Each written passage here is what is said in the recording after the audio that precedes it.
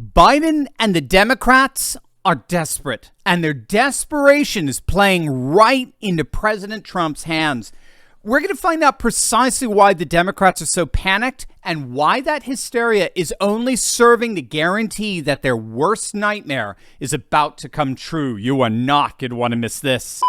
As I'm sure you all know by now, President Trump took to Truth Social over the weekend to announce that he had leaked information that he would be arrested on Tuesday, tomorrow, as part of a witch hunt investigation by the Manhattan District Attorney's Office. It was widely reported that New York City District Attorney Alvin Bragg, a radical leftist Democrat, had requested a meeting with law enforcement to discuss how to handle the logistics of a potential indictment and arrest of a former president. Now, obviously, this is absolutely unprecedented in the entire history of our republic. We've never come this close to actually arresting a former president. If you don't know what's going on, Alvin Bragg, the New York DA, is actually trying to make up laws in order to prosecute President Trump. That's how Alan Dershowitz is putting it. What Bragg is doing, as I understand it, is he's trying to elevate a mere misdemeanor into a felony by turning the alleged hush money that Trump paid Stormy Daniels into a violation of federal campaign finance law. Now, the problem with that is twofold. First and foremost, campaign finance violation is a matter of federal law, not state law. That's something that would have to be prosecuted by the feds. But that leads to the second problem, and that's the inconvenient fact that this was rejected by the feds long ago. The Justice Department reviewed Trump's alleged hush money payout and concluded that it was a big nothing burger. My namesake, Jonathan Turley, explains that the key here was whether the Justice Department could prove that the alleged hush money was paid specifically to cover it up for election purposes. That's the only way it could be considered a violation of federal campaign finance law. But covering up an embarrassing affair could be motivated by a whole host of things. There's nothing specific to someone's campaign. So the Justice Department recognized it would be impossible to prove this case. And they weren't alone. The Federal Election Commission chair also rejected the case. So what this New York DA is doing here is he's actually trying to prosecute a federal law that the feds in charge of such prosecution have unilaterally rejected. The best Bragg can do as a New York state prosecutor is try Trump on allegedly falsifying his business records to cover up the alleged hush money, but that's just a misdemeanor in New York. It's just a slap on the wrist. So Bragg is trying to twist it so that Trump's allegedly falsifying his business records was actually an attempt to cover up violating campaign finance law.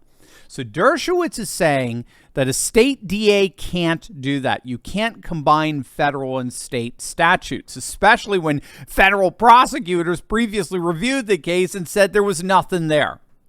So both Dershowitz and Turley and a number of others are saying that this is a huge flop on the part of the prosecution. Again, we have to stress Robert Mueller, bumbling Bob Mueller, looked into this precise thing and decided he wanted nothing to do with it. Nothing.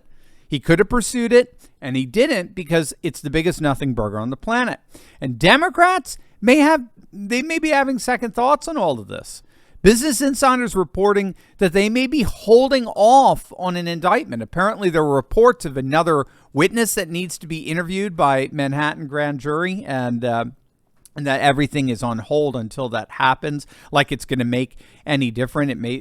It may be just an excuse to throw this whole thing out. The case is impossible to prove, and so a second witness isn't going to do them any good. We'll have to see. However, when all is said and done, the fundamental question that has to be asked is, why are the Democrats doing this? What could possibly be motivating Democrats here? Don't they realize what could happen if they actually cross the Rubicon and arrest a former president? The utter retributive political warfare that it would unleash. Why are the Democrats quite possibly risking everything with this? Well, we're going to answer precisely that, and it's going to blow you away. But first, gang, I got to tell you, I was absolutely shocked when I was recently shown just how easy it is to access the deed to my house, and not just access it, but change it. I mean, if you don't know, the deed to your home is the only document that proves you own it. But the problem is that the deeds to all our homes are now online, and criminals are free to find your deed, forge your signature, refile as the new owner of your home, take out tons of loans using your home's equity, and then stick you with all the debt. And don't expect homeowners insurance to bail you out, because it doesn't. But that, gang, is where our good friends over at Home Title Lock come in. Gang, they're absolutely amazing. Home Title Lock gives you the peace of mind that the deed to your home is absolutely and completely protected. Click on that link below right now. Use promo code TurleyTalks, and then all you have to do is enter your address for your no obligation home title scan to see if you've already been a victim of deed theft. That's a $100 value, absolutely totally free with my promo code TurleyTalks, gang. Don't wait for the worst to happen, only to regret that you didn't do something about it when you could have. Click on that link below right now and secure your home today.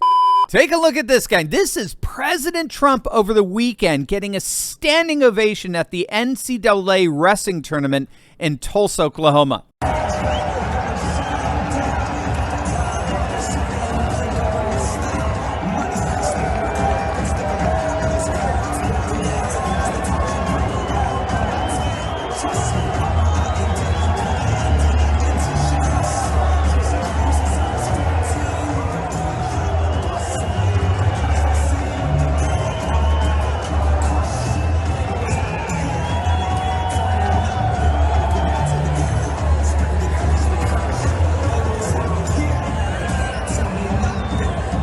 That's all you need to know.